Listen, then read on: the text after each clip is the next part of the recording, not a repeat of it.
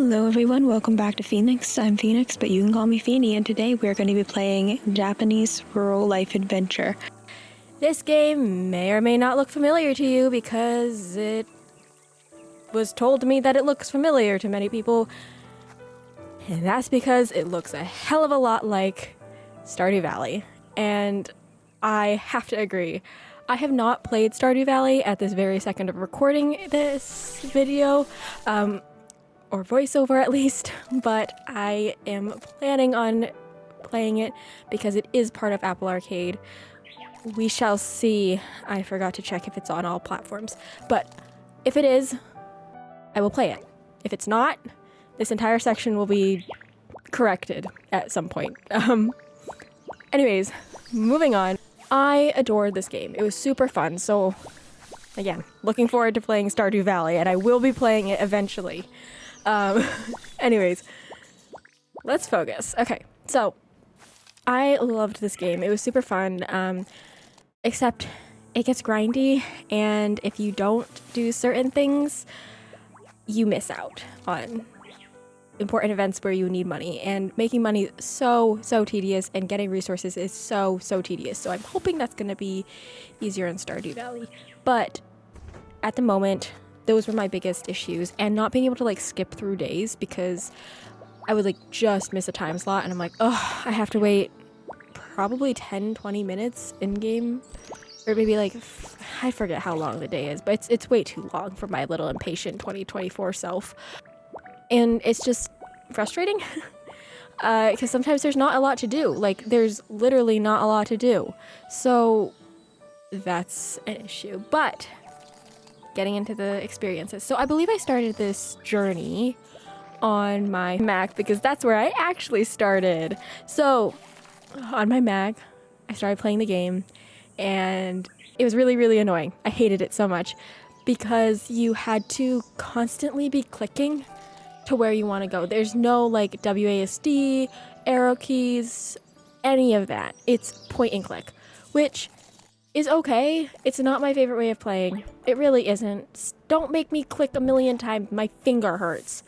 So off to a rough start here. And some of the mini games that they had me play once I got into it a little bit more, so for example fishing and bug catching, is, in my opinion, especially fishing, is super hard on Mac because with a touchpad, at least. It's probably not much better with the mouse, but I don't know. I didn't feel like testing it, / I didn't have a mouse to test it with at the very second, so moving on. That was really hard because like the fish moves around a lot. So overall, it worked. It was kind of nice to see everything in bigger form, but it was whatever.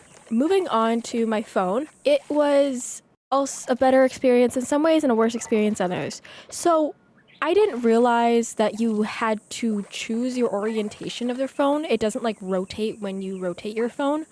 So that was a little bit trippy because at first it was purely in portrait mode, and I was like, you can't see enough of this game in portrait mode. So I was like, oh my gosh, this sucks. Like, is there no way to change it? And then later on I found out how to change it, and I did, and it's fine. I played so many hours of it on my phone. But yeah, the controls were slightly easier because for fishing, it's just easier to tap a lot than it is to click a lot, just because of the optics, at least for me. The save transferred over just fine.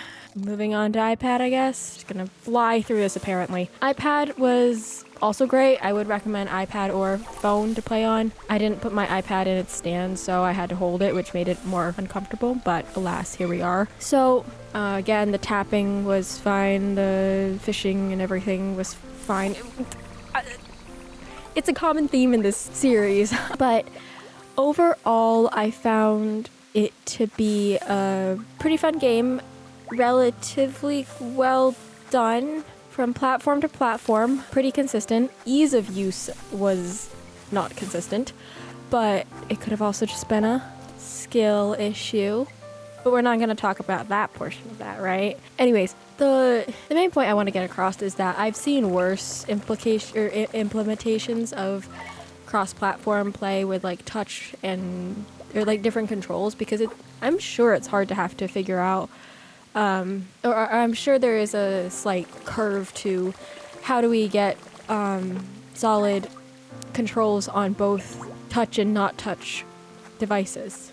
And I'm sure that there's a challenge to that, but some games really do it and some games really don't. And maybe that's because of what kind of game you're playing. For example, Lumen, my previous video, although I hated that game, they did the controls really well because the game was kind of easy for the controls to be that easy or like transferable. So do you give them credit? Do you not? I don't know. It was just easy to move from platform to platform. Anyway, so that's that. In terms of saving, it was fine and the transfers were easy. I found more of the issue with in-game time. So this is a game with cloud saves, obviously, because it has to transfer your saves over all devices, which did work. Wonderful. But sometimes it would just, in the middle of gameplay, be like, hey, which save do you want to keep, and which one do you want to get rid of? You can only keep one, and it would be like 2 seconds apart, or milliseconds. And I think it was because they had lost the connection to the cloud, and they were like, oh god, you made one move difference, and which one do you want to keep? Which completely makes sense why they did that, but it's also really annoying in some ways. But it absolutely makes sense because sometimes it would happen like 3-4 times in the span of 10 minutes, and I'm like, what is going on here? So that's the biggest issue with the saves. Do I recommend the game? Yes. However, it's very grindy and you can't buy materials, which makes me want to pull my hair out sometimes because it's tedious as hell. So if you don't mind that and you're easily entertained by stuff that's like mildly infuriating, like I am sometimes, then you might like the game. Try it. Worst case scenario, you don't like it. Guess what? You can ignore it and delete it. But then you have that sense of not accomplishing something, and that could eat away at you. If that's the case, well, I'm sorry, I can't really help you there. And with that, goodbye. Yeah, hey. 'Cause I can't write, I can't learn my lesson. I can't write, take antidepressants. Illness and welfare robbed my adolescence. My friends.